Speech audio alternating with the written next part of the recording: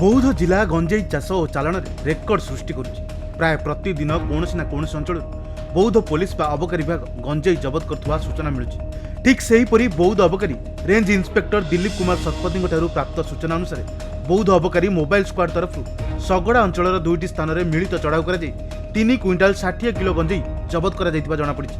अबकारी इन्स्पेक्टर दिलीप कुमार सूचना अनुसार सगड़ फांडी अंतर्गत मालती गछपड़ा और काकटपंगा जंगल अंचल में चढ़ाऊ कर 360 किलो गंजेई जबत कर संध्या प्राय 5टा समय मु दिलीप कुमार शतपथी और आमर mobile inspector Sudhir Kumar Mishra collector एवं अबकारी सुपरिटेडेंट को निर्देश क्रमे आम काकटपंगा अंचल पेट्रोलिंग करूँ।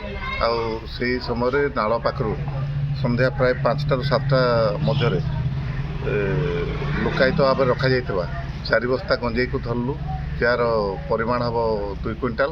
आपण केमती जानले एटा लोकायित अछि प्राप्ति करी सेटा आमे जानलु आ से गंजेई को सेटु जबत करजु।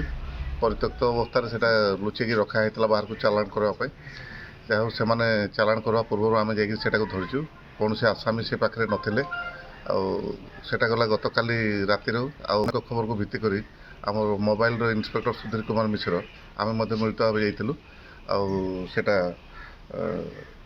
मालती गुछापड़ा जंगल भितर से नाला साइड रू ठाब कराला से प्राय 4टा बस्तार समुदाय क्विंटाल 60 केजी गंजेई थिला से गंजेई को जबत कराई से गंजेई को आम कंटामाल कोर्ट रे दाखल करने बोली प्रस्तुत हो